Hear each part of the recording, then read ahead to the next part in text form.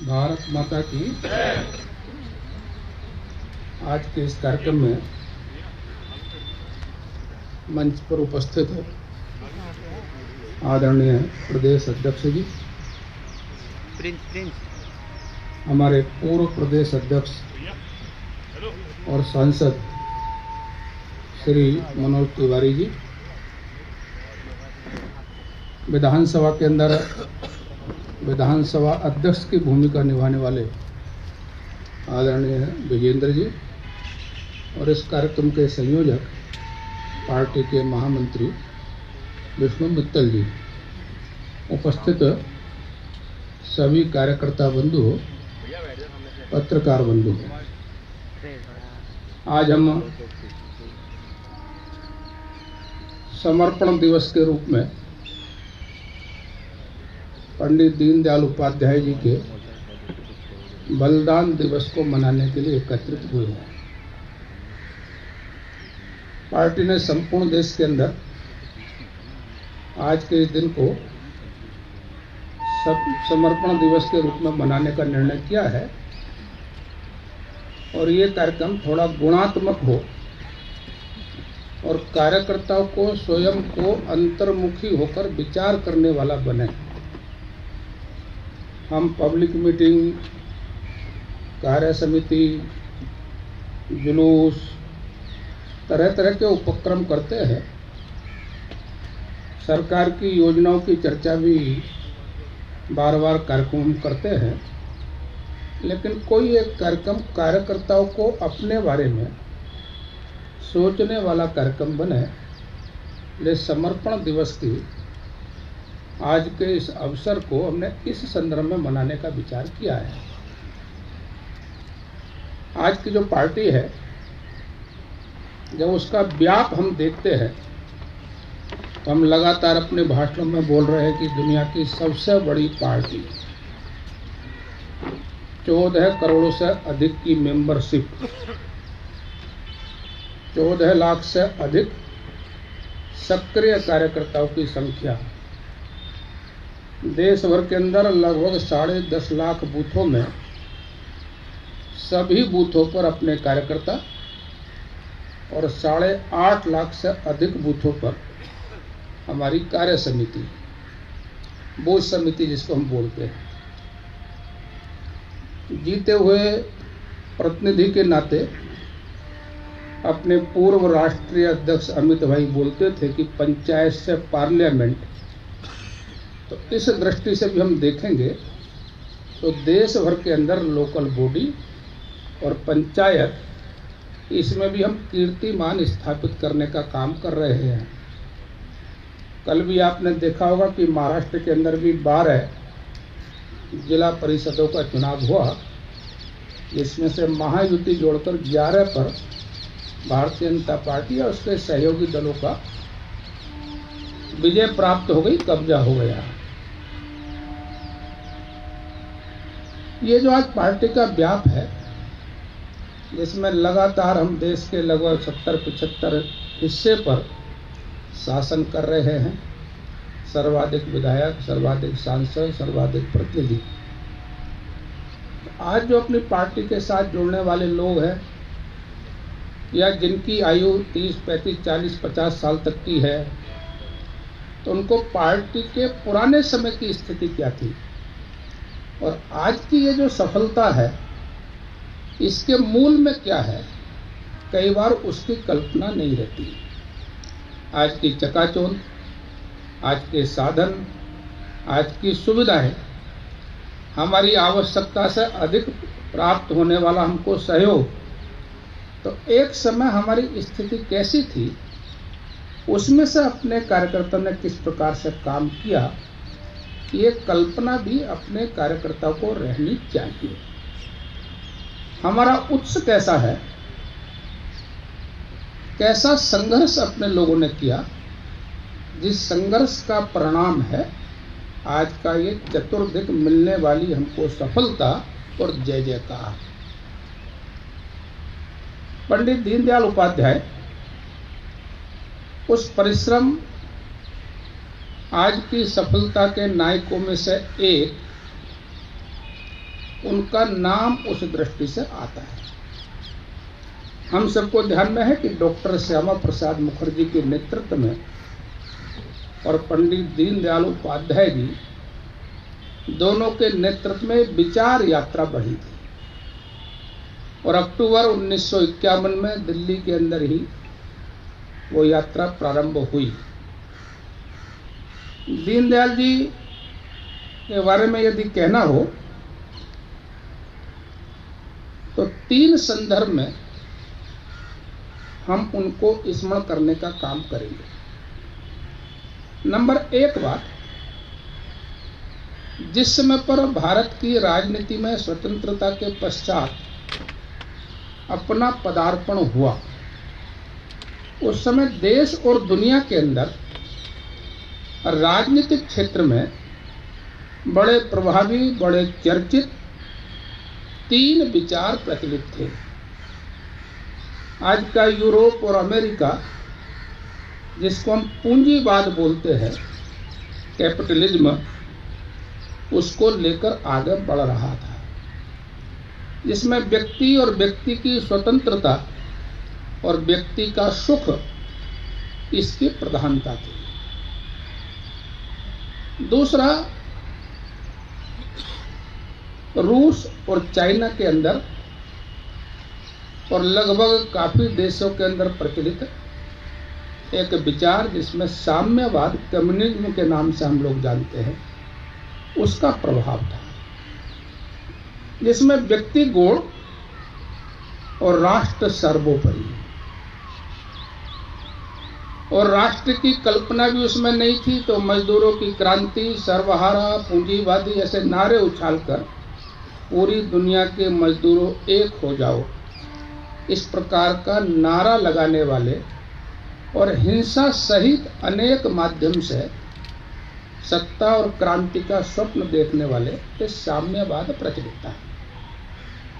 तीसरा, साम्यवाद से ही प्रेरणा लेकर समान ही फ्रांस और जर्मनी के अंदर विचार उपजा, जिसको हम सोशलिज्म जानते हैं, समाजवाद जानते हैं, वो तीसरा विचार था। राम मनोहर लोहिया ये स्वयं विदेश पढ़े थे, वो उसको सीख कर आए थे।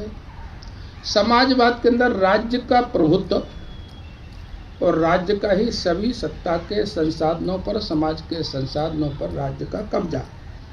तो एक तरफ व्यक्ति सुख और दूसरी तरफ राज्य का संसाधनों पर अधिकार, और क्रांति के नाम पर हिंसक विचार, इसको लेकर ऐसे 3 विचार दुनिया के अंदर प्रचलित हैं।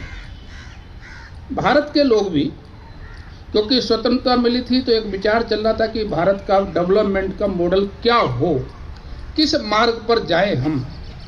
इस बात को ध्यान में लेकर भारत के लोग भी अलग अलग प्रकार से सोचते थे, और वो था, कुछ लोग कहते थे कि हमको पूंजीवादी मार्ग पर जाना चाहिए, क्योंकि अमेरिका, इंग्लैंड की चकाचौंध से वो प्रभावित थे, और इंग्लैंड के लोग हमको छोड़कर भी गए थे उसी समय, तो उनका भी प्रभाव था। दूसरे लोग, आपने नाम सुना होगा, मानवेंद्र राय सरीखे लोग साम्यवाद भारत के अंदर लेकर आए, तो रूस की भी एक चकाचौंध थी, और इसलिए लोगों को लगता था कि हमको उसके मार्ग पर जाना चाहिए। ऐसे में एक भारत के अंदर राष्ट्रता के आधार पर विचार करने वाला समूह था, जो सोचता था कि समाजवाद, साम्यवाद, पूंजीवाद ये सब विदेशी है, तो हमको क्या विदेशी नकल करना आवश्यक है? भारत का भी अपना कोई विचार है कि नहीं है? और यदि हम आंकड़ों में देखेंगे, आज बहुत चर्चा उसकी आई है, माननीय प्रधानमंत्री ने कहा कि हम एक दुनिया की सबसे प्राचीन और पहली डेमोक्रेसी है, मदर ऑफ डेमोक्रेसी। तो भारत में सबसे प्राचीन लोकतंत्र है। आर्थिक दृष्टि से हमने दुनिया के मार्केट पर कब्जा किया था। 17वीं शताब्दी के अंदर 24% से अधिक भागीदारी भारत की विश्व मार्केट में थी, जो आज लगभग 1-2% ही बची है। तो ये कौन से कारण ऐसे हैं कि जिसके कारण से दुनिया में हम इतने बड़े ताकतवर बने थे? चाणक्य का विचार, विदुर नीति, शुक्राचार्य की नीति, महाभारत शांति पर्व, इसमें कौन सी राजनीतिक व्यवस्था की चर्चा हुई है? तो क्या नकल करना आवश्यक है? अपना कुछ नहीं हो सकता क्या? ऐसा विचार करने वाले लोग का एक समूह था। उसमें दीनदयाल जी को ये कहा गया कि उसका अध्ययन करने के पश्चात वो एक भारतीय चिंतन के आधार पर हमारा विचार क्या हो, भारत के विकास का मॉडल भारतीय चिंतन, भारतीय परंपरा के आधार पर क्या हो, इसका विचार करें। और उन्होंने एक लंबा अध्ययन करने के पश्चात एक विचार दिया जो आज दुनिया के अंदर यशस्वी होने की दिशा में बढ़ रहा है, जिसको हम कहते हैं एकात्म मानव दर्शन। तो दीनदयाल जी का पहला योगदान क्या है? तो उन्होंने देश की राजनीति में और दुनिया को विचार करने के लिए राजनीतिक क्षेत्र में एक चिंतन दिया, एकात्म मानव दर्शन। उसी का एक पाठ जिसको हम बोलते हैं कि सत्ता की कसौटी क्या होनी चाहिए, तो वह है विकास के पायदान पर सबसे अंतिम व्यक्ति को कितना सुख मिला, जिसको हमने कहा अंत्योदय, गरीब कल्याण। तो एक योगदान जो हम चर्चा करते हैं तो वो है भारत का भारतीय चिंतन के आधार पर दीनदयाल जी का दिया हुआ एकात्म मानव दर्शन, जिसको उन्होंने 1952 के बाद अध्ययन करने के बाद अलग अलग कार्यक्रमों में रखने का प्रारंभ किया और 1965 में भारतीय जनसंघ के विजयवाड़ा के अधिवेशन में पार्टी के सिद्धांत और नीतियों के रूप में स्वीकृत किया गया। आज हम देख रहे हैं कि पूरी दुनिया उससे प्रेरित हो रही है। दीनदयाल जी विदेश के प्रवास पर गए थे, अमेरिका, इंग्लैंड भी गए थे, तो वहाँ के एक दार्शनिक का इंग्लैंड में स्टेटमेंट है कि ये व्यक्ति जो है ये विचार करने योग्य व्यक्ति है। उनके व्यवहार, उनके चिंतन को सुनने के पश्चात दीनदयाल जी का एक पक्ष ये है। दूसरा क्या है कि दीनदयाल जी ने एक केवल विचार नहीं दिया। तो हम अनुभव करेंगे डॉक्टर श्यामा प्रसाद मुखर्जी राष्ट्रीय अध्यक्ष होने के पश्चात तुरंत ही वो कश्मीर के विषय को लेकर सक्रिय हो गए। एक देश के अंदर दो निशान, दो विधान, दो प्रधान नहीं चलेंगे, ये उद्घोष करके वो कश्मीर गए और उनका बलिदान हो गया। दीनदयाल जी पहले महामंत्री बने और अध्यक्ष बनने तक वो लगातार जनसंघ के राष्ट्रीय महामंत्री के नाते उन्होंने भूमिका की। अध्यक्ष आते रहे, जाते रहे, अनेक श्रृंखला में नाम है, दिल्ली वालों को बताने की आवश्यकता नहीं, सब गूगल पर भी है। तो दीनदयाल जी का दूसरा जो योगदान है, कई बार विचार रहता है, लेकिन विचार के पीछे यदि ताकत नहीं होती, संगठन नहीं होता, तो विचार केवल पुस्तकों तक सीमित रहता है। बहुत सरल शब्दों में कहते हैं कि दुनिया में झंडा उसी का ऊंचा रहता है जिसका डंडा मजबूत होता है, क्योंकि झंडा जो है वो डंडे में पड़ता है। झंडे को आप लहराएंगे कैसे? तो उसके पीछे डंडा यानी संगठन की शक्ति चाहिए। तो दीनदयाल जी का जो दूसरा योगदान है, उन्होंने अपने अथक परिश्रम के परिणाम स्वरूप 1952 से लेकर 1968 तक जनसंघ का एक राष्ट्रव्यापी संगठनात्मक ढांचा खड़ा किया।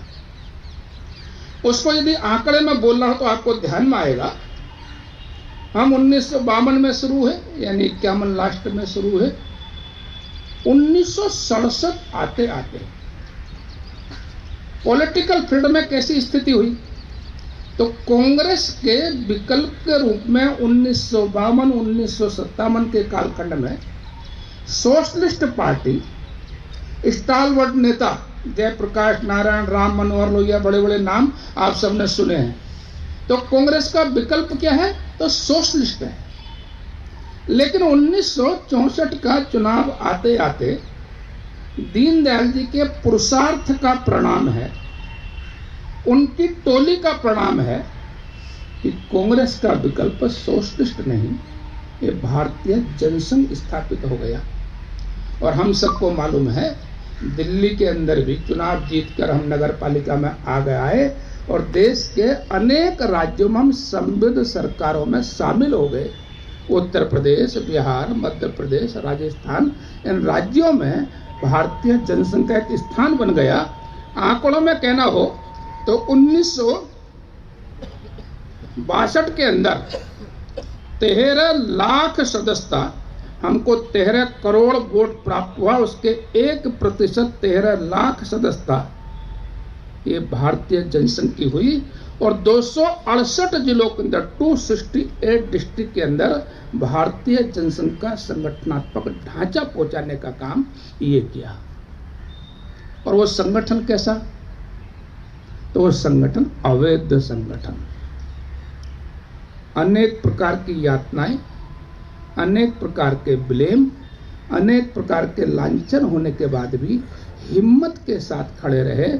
1952 में 3 सीटें थी और 1967 में 35 लोकसभा सीटें जीतकर, और हम जो है लगभग 9.5% वोट प्राप्त करके देश के अंदर एक अल्टरनेट पार्टी, वैकल्पिक पार्टी, एक सकारात्मक विकल्प देने वाली पार्टी के रूप में स्थापित हुई। तो दूसरा काम क्या है? दूसरा है ये संगठनात्मक ढांचे के विस्तार के लिए उनका अथक परिश्रम, उनका व्यवहार, जिसकी चर्चा मैं थोड़ी आगे करूंगा। एक तीसरा विषय क्या है? वो है आज हमारे प्रधानमंत्री जी बोलते हैं, आपने सुना हुआ, हम रुकते नहीं, हम थकते नहीं, हम झुकते नहीं। अटल जी के नाम को तो सब जानते हैं। लोग कहते थे good man but wrong party, अच्छा व्यक्ति है लेकिन गलत पार्टी में। आज जो देश के अंदर कीर्तिमान बना रहे हैं, या इससे पहले की पीढ़ी, अटल जी, आडवाणी जी, सुंदर सिंह भंडारी, कुशाभाऊ ठाकरे, जगन्नाथ राव जोशी, भैरव सिंह शेखावत, कल्याण सिंह, और आज के हमारे नेतृत्व, आपके दिल्ली के नेतृत्व जिनका नाम लेना हो, बहुत बड़े बड़े नाम, इन सब कार्यकर्ताओं को विषम परिस्थिति में भी खड़े करने का काम, संभालने का काम, विकसित करने का काम और सक्रिय करने का काम और राजनीति में स्थापित करने का काम यदि किसी व्यक्ति ने किया तो वो पंडित दीनदयाल उपाध्याय, जिसके बल पर हम कहते हैं कि हम झुकते नहीं, हम रुकते नहीं, हम टूटते नहीं। ये क्यों है? तो इसके पीछे वो दीनदयाल जी की दी हुई कार्य पद्धति, सिद्धांतों से न समझौता करते हुए भी दीनदयाल जी ने एक व्यक्तित्व के नाते संपूर्ण देश के अंदर एक श्रेष्ठ लोगों को खड़े करने का काम किया।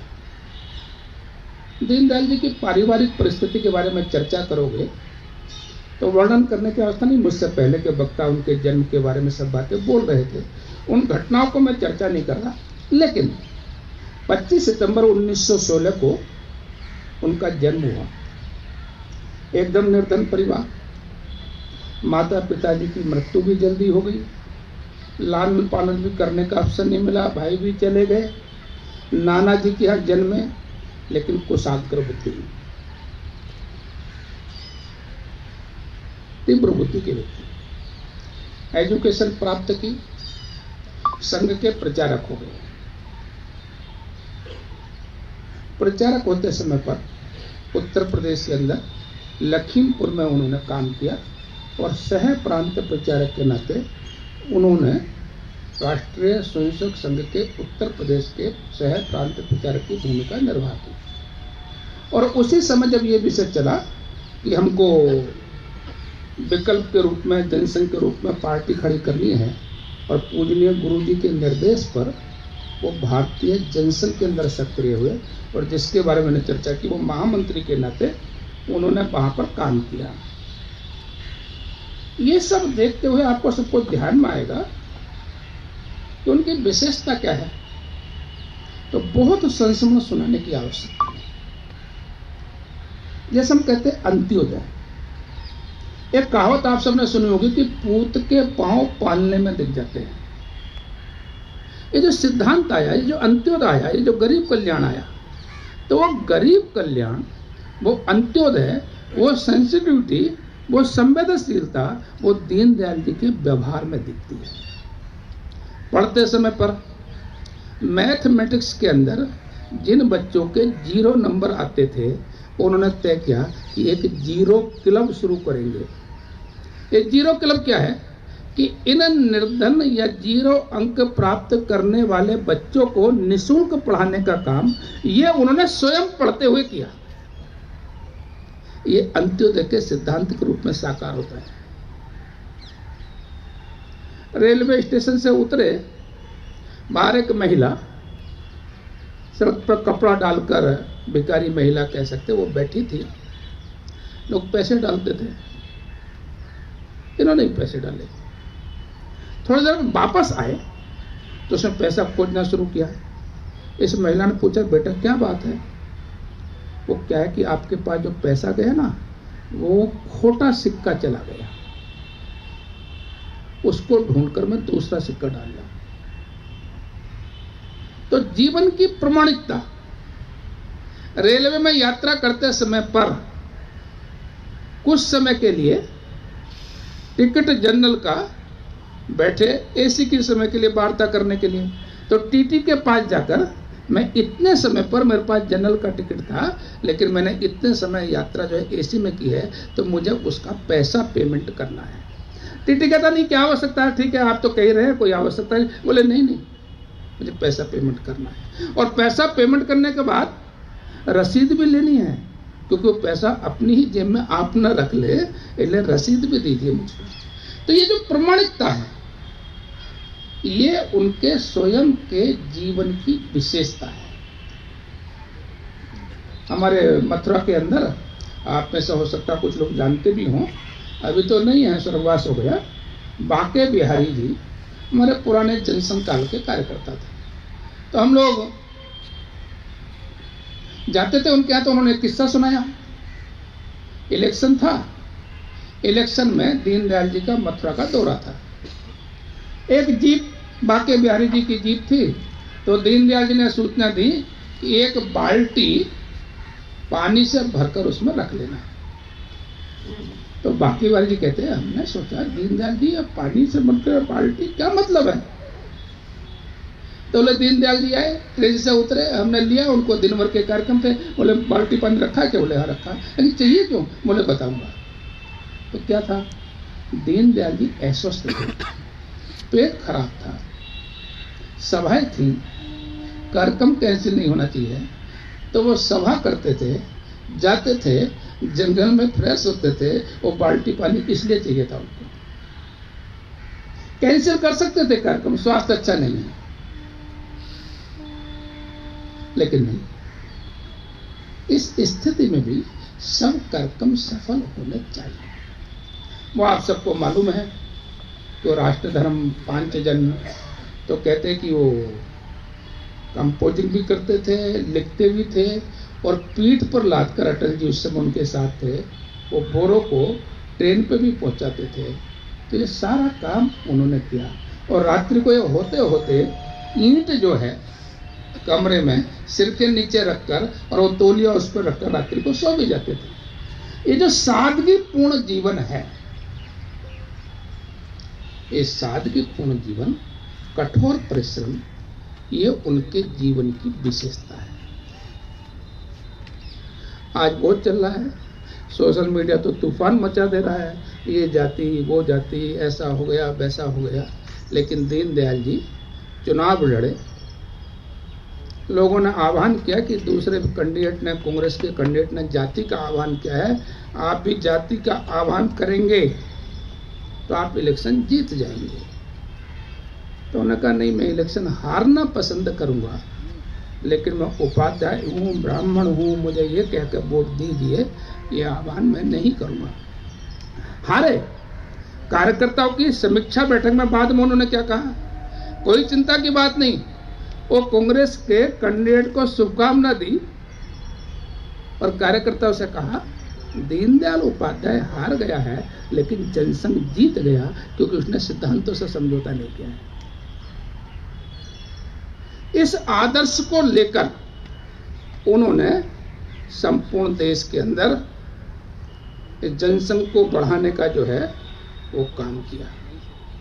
कालीकट का अधिवेशन था, वो राष्ट्रीय अध्यक्ष बने। हमारे कार्यकर्ता थे, आपने नाम सुना होगा, पी परमेश्वरन। उनके लिए गाड़ी मंगाई, तो उनका गाड़ी की आवश्यकता क्या है? सब कार्यकर्ताओं के साथ वार्ता करते हुए चलेंगे तो कंधे पर थैला डालकर, जो अधिवेशन में हम लोग देते हैं थैला, वो भी सब कार्यकर्ताओं के साथ पैदल जा रहे थे। और ऐसा निरहंकारी स्वभाव।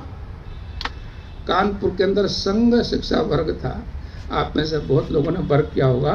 तो भोजन के समय बर्तन अपने आप धुलने पड़ते वहां पर, तो दीनदयाल जी भी अपने बर्तन धुल लेते, जनसंघ के महामंत्री थे। अब उस समय थोड़ा मजाक भी चलती है, तो लोटा उठाकर किसी ने दूसरे को फेंक दिया, कोई एक दूसरे में पानी डाल देता तो उनका भी लोटा फेंक दिया। हंसते हंसते लोटा उठाया, बर्तन धुले। बाद में उनका बौद्धिक था, तो वो मंच पर जब बैठे थे, उस कार्यकर्ता को लगा रही है कौन, वो तो दीनदयाल जी को जानता नहीं था, लोटा फेंक दिया था। थोड़ा संकोच में हो गया। बाद में दीनदयाल जी के पास है, उनका कोई बात नहीं, ये मजाक तो अपने यहाँ चलती है। ऐसा अनेक प्रकार के संस्मरण। संस्कृत का एक सुभाषित है कि कार्यकर्ता की विशेषता क्या होनी चाहिए?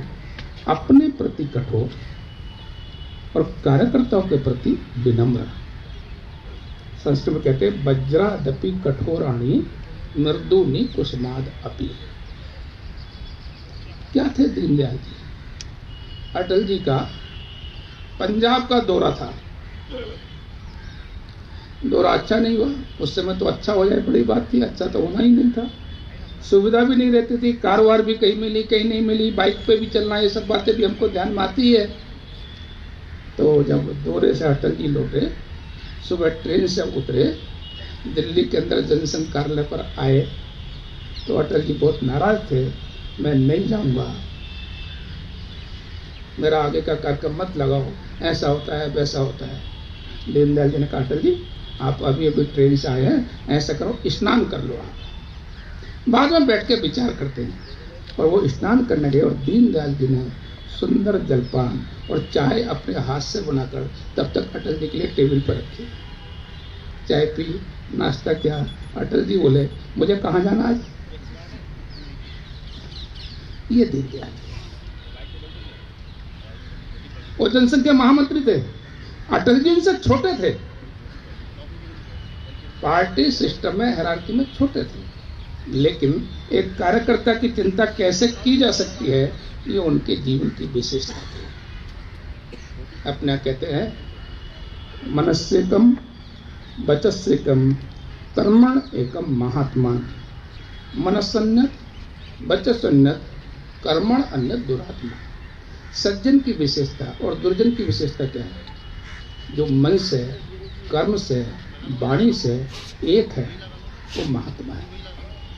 जो बोलता अलग है, सोचता अलग है, करता अलग है, वो दुरात्मा है। दीनदयाल जी कर्म, वाणी और मन इससे एक हुई। ये उनका वैशिष्ट था। पत्रकार थे, अच्छा लिखते थे। उन्होंने 2 पुस्तक लिखी उस समय पर, एक चंद्रगुप्त और दूसरी जो है, एक पुस्तक में उस समय पर आवश्यकता थी क्या करना है, अपने नई पीढ़ी के लोगों को पढ़ने के लिए उस समय कोई ऐसा साहित्य नहीं था जो भारत के अंदर नई पीढ़ी के बच्चों को प्रेरणा दे सके। भावराव जी ने कहा उनको, दीनदयाल जी कुछ लिखो, तो शंकराचार्य जी और चंद्रगुप्त इस नाम से उन्होंने 2 पुस्तकें लिखी। वो उनकी राष्ट्रीय दृष्टि को प्रकट करती है। आज वो पुस्तक है, आप उसको पढ़ेंगे तो उनके ध्यान में आएगा। ऐसा कठोर, प्रामाणिक, संवेदनशील जीवन उनके जीवन की विशेषता है। जनसंघ ने कच्छ के विषय को लेकर आंदोलन किया था। कच्छ समझौता हमारी सरकार ने किया, जनसंघ ने उसके खिलाफ आंदोलन किया। आंदोलन में दीनदयाल उपाध्याय जी पूरे देश के अंदर आंदोलन के जन जागरण के लिए गए।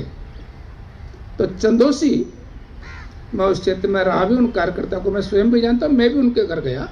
हमारे एक मनोहर लाल गोयल एक हमारे कार्यकर्ता थे, बहुत पुराने व्यक्ति थे। उनके घर दीनदयाल जी रुके थे। दीनदयाल जी की धोती सिली हुई थी, यानी फटी थी, लेकिन उन्होंने हाथ से सिला था उसको। अगले दिन चंदोसी के प्राध्यापकों के बीच में दीनदयाल जी का भाषण था। तो मनोहर लाल जी को लगा, ये संपन्न व्यक्ति भी थे मनोहर लाल जी, कि दीनदयाल जी सिली हुई धोती पहनकर जाएंगे तो अच्छा नहीं लगेगा, जनसंघ की बदनामी होगी, राष्ट्रीय महामंत्री है। तो उन्होंने रात में क्या किया, वो धोती वहां से उठाई और नई धोती रख दी।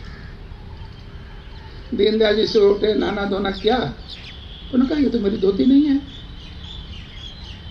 तो पूछा मेरी धोती कहाँ है, तो कोई संकोच के कारण से बोला नहीं, बताया नहीं।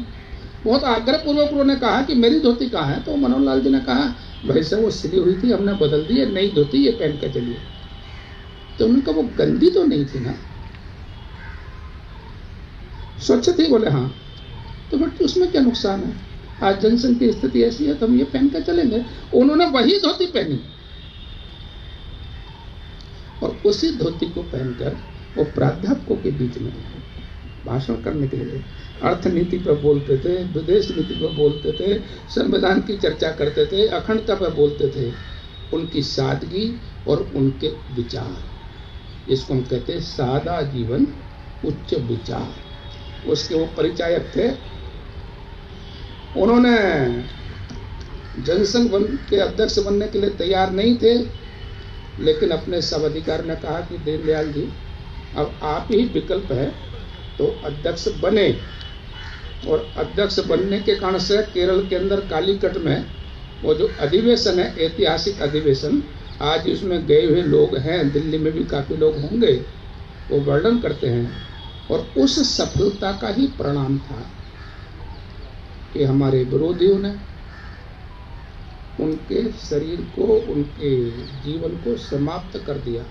और आज का जिसको हम दीनदयाल नगर बोलते हैं, मुगल सराय स्टेशन, वहां उनकी डेड बॉडी मिली।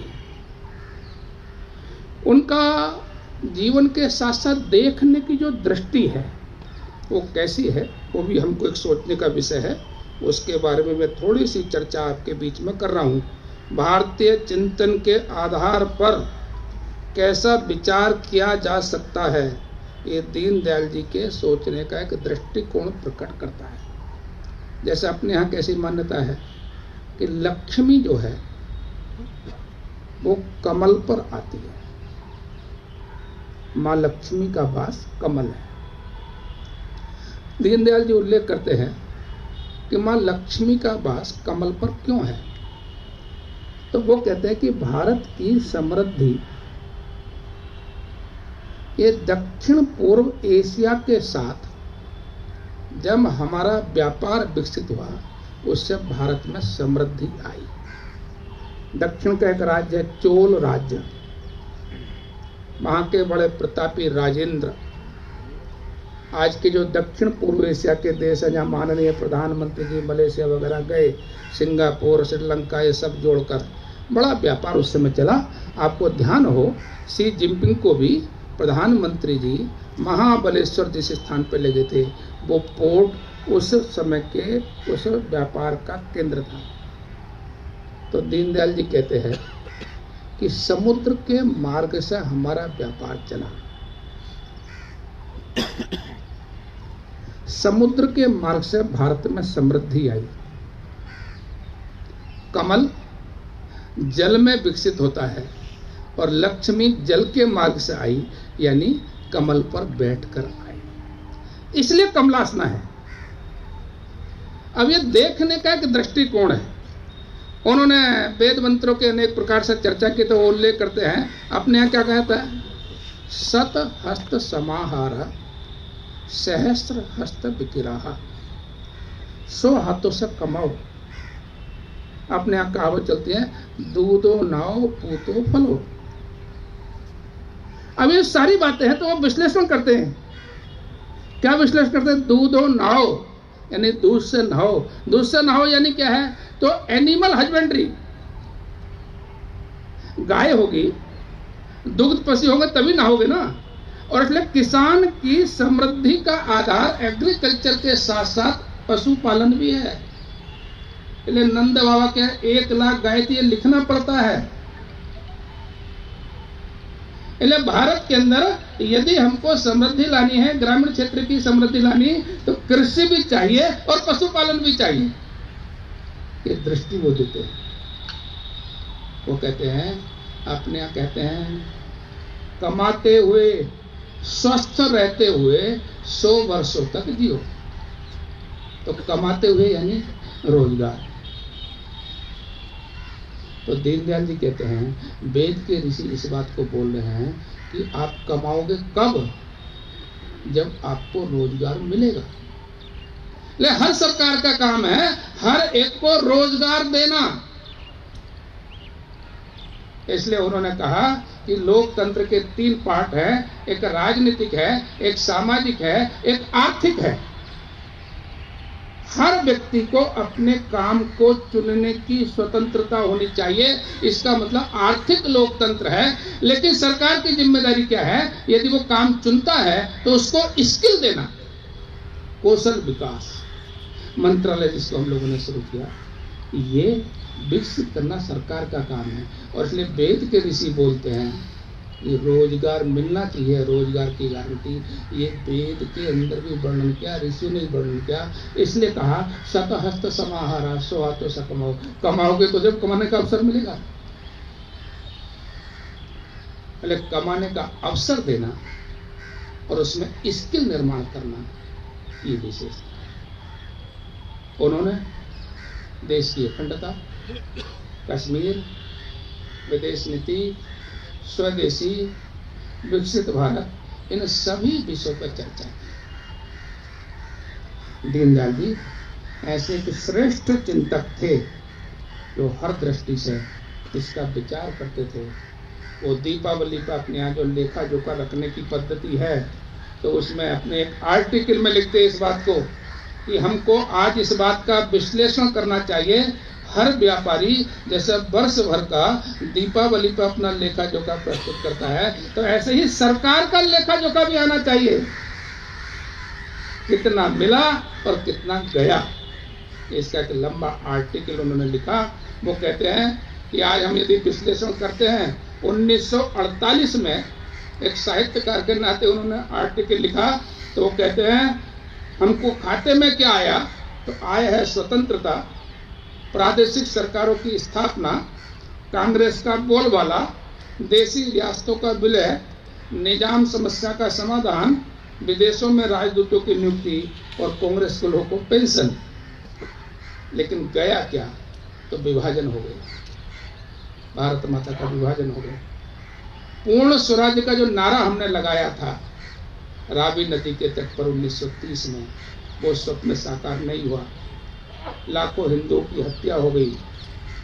भारत में आए हुए हिंदुओं का पुनर्वसन भी ठीक से नहीं हुआ। 55 करोड़ पाकिस्तान को देना पड़ा। गांधी जी चले गए और निस्वार्थ देशभक्ति पर आघात हो गया। कश्मीर समस्या हमको मिल गई और कम्युनिस्टों का उपद्रव भी हमको मिल गया। ये है हमारा खर्च। ये दीनदयाल जी की हर विषय के बारे में विश्लेषण करने की दृष्टि थी, जिसमें देश की अखंडता, जिसमें देश की समृद्धि, जिसमें देश के अंदर दुनिया में उसका वैभव निर्माण हो, ये उनकी विशेषता थी। दीनदयाल जी के स्वप्न को साकार करने की दृष्टि से आज हम देश भर के अंदर अंत्योदय के संकल्प को लेकर देश में दीनदयाल जी के स्वप्न साकार हों, उसके लिए सक्रिय हैं। योजनाएं तो आपको बीच के मालूम है। माननीय प्रधानमंत्री जी के नेतृत्व में संपूर्ण देश की अपनी सरकारें नीचे तक इस देश के गरीब के भाग्य को बदलने के लिए प्रयासरत हैं। आंकड़े में हम सुनते ही हैं कि 25 करोड़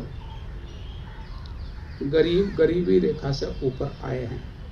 कल का समाचार पत्र का आपने यदि समाचार सुना हो तो करप्शन में भी भारत ने जो है करप्शन फ्री भारत बनाने में पायदान पर दुनिया की रेटिंग के अंदर ऊपर आ गए हैं।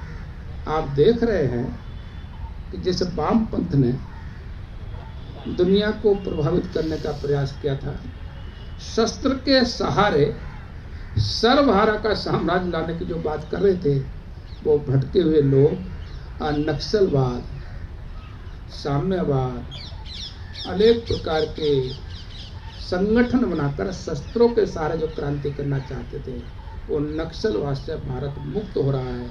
31 मार्च 2026 उसकी अंतिम श्वास देश के प्रधानमंत्री माननीय गृह मंत्री जी उनके नेतृत्व में घोषित हुई है। और इसलिए दीनदयाल जी ने जो सोचा था, वो दीनदयाल जी के स्वप्न को साकार करने की दिशा में बढ़ रहे हैं। संपूर्ण दुनिया के अंदर भारत, भारतीय गौरव, भारत माता का गौरव ये बढ़ रहा है।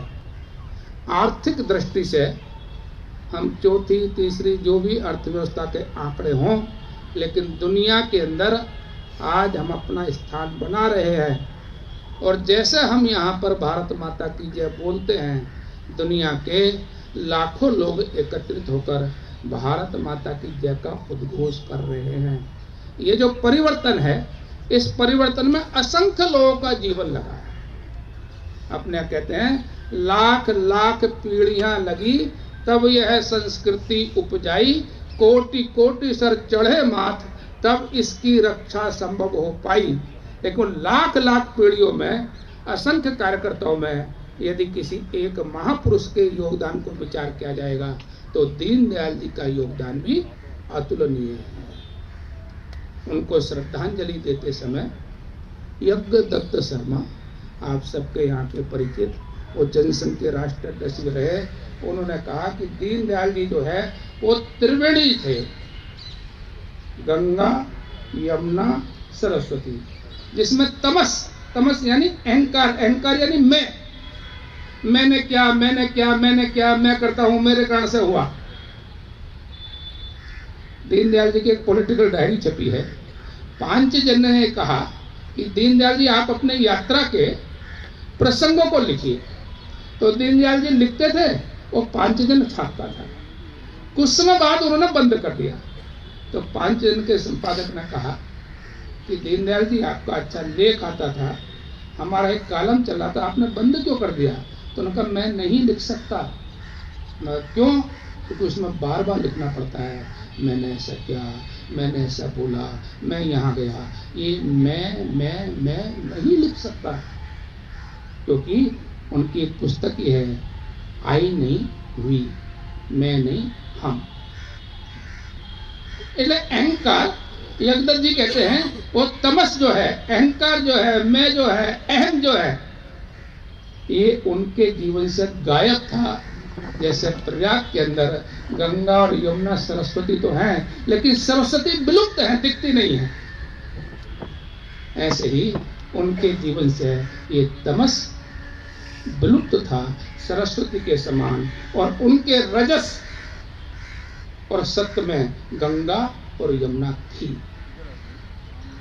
इसलिए वो सरस्वती, गंगा, यमुना इस त्रिवेणी के प्रतीक हैं, जिसमें तमस गायब था और सत्य और रज गंगा यमुना के बीच में था। देश के सभी दलों के सभी लोगों ने, प्रमुख नेताओं ने उनको श्रद्धांजलि अर्पित की। उनके जीवन का अंतिम विषय मैं सुनाकर समाप्त कर रहा हूं। आप सबने सुना होगा, हम कहते हैं राष्ट्राय सोहा इदन्नम। ये सब राष्ट्र के लिए, अपना कुछ नहीं। राष्ट्र से है, राष्ट्र के लिए है, अपना कुछ नहीं है, मेरा कुछ नहीं, सब राष्ट्र के लिए। और इसलिए दीनदयाल जी कुशाग्र बुद्धि थे, उच्च योग्यता प्राप्त थे। लेकिन ये जो डिग्रियां हैं, ये मोह पैदा करेंगी। ये रहेंगी तो याद आएगा मैं ये पढ़ा लिखा हूं, ये पढ़ा लिखा हूं, ये पढ़ा लिखा हूं। इसकी आवश्यकता ही नहीं है। लखीमपुर जिला प्रचारक रहते हुए करल पर उन्होंने अपने हाथों से अपनी सारी डिग्रियां जला दी थी। कि कोई मोह का बंधन छूटना ही नहीं चाहिए। ऐसा समर्पित एक व्यक्तित्व था जो इलेक्शन तो नहीं जीता, लेकिन भारतीय जनसंघ को देश की राजनीति का विकल्प बनाकर खड़ा किया, वो दीनदयाल जी। हम आज के समय इन सारे विषयों का विचार करने वाले कार्यकर्ता, जब हम बहुत बड़ी बड़ी बातें करते हैं, बड़ी बड़ी बातें करनी है हमको, अंग्रेजी में कहते हैं थिंक ग्लोबली एक्ट लोकली। दुनिया का सोचना है, दुनिया को सुख शांति संदेश देना है, विकसित भारत होना है, भारत की अर्थव्यवस्था दुनिया में श्रेष्ठ होनी है, भारत का रक्षा सामर्थ्य बढ़ना है। लेकिन ये सब करते करते भी हम कौन हैं, हमारा विचार क्या है, हमारी सफलता में किन महापुरुषों का योगदान है, उन्होंने किस कष्ट के अंदर इस यात्रा को पूरा किया, ये भी याद रखना है। ऐसा कहते हैं एक राजा के यहाँ पर उनका एक महामंत्री सचिव रोजाना एक छोटा सूटकेस लेकर आता था, जाता था, आता था, जाता था, प्रतिदिन एक ही सूटकेस लेकर आता था। योग्य था, क्षमतावान था, तो दरबार के लोग चढ़ते थे, जैसा स्वाभाविक होता ही है।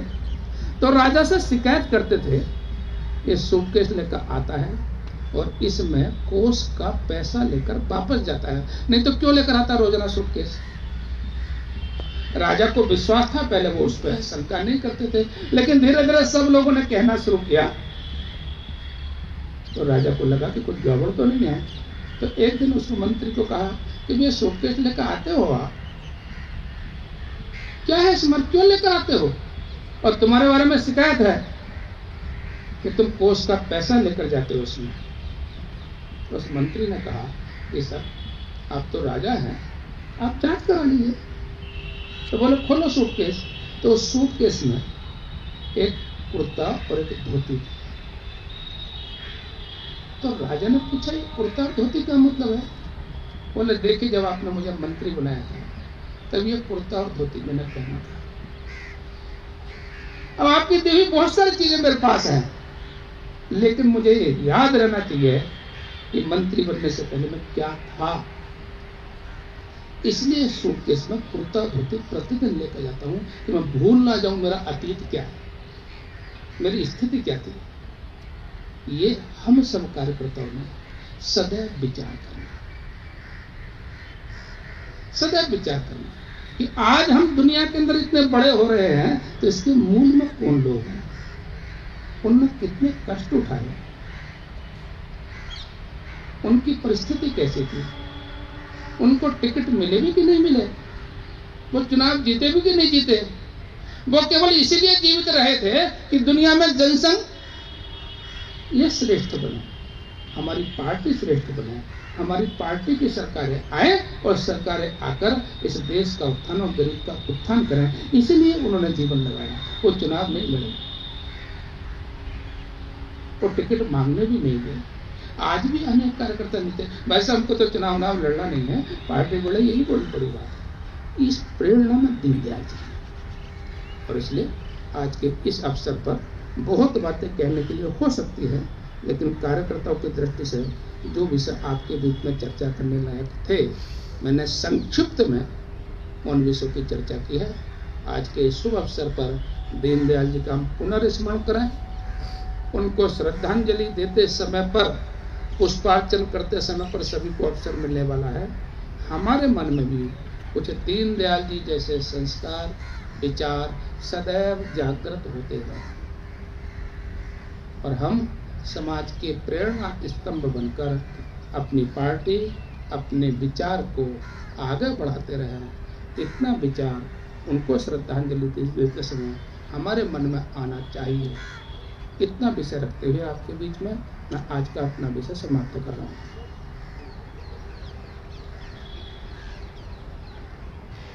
आपके इस सारगर्भित बौद्धिक से हम सब कार्यकर्ताओं को कुछ न कुछ सीखने को मिलेगा। बहुत बहुत धन्यवाद करता हूँ। और अध्यक्ष जी धन्यवाद ज्ञापन के लिए आए, उससे पहले एक दो सूचना मैं आपको देता हूँ। आज हमारे सभी जिलों में भी ऐसे ही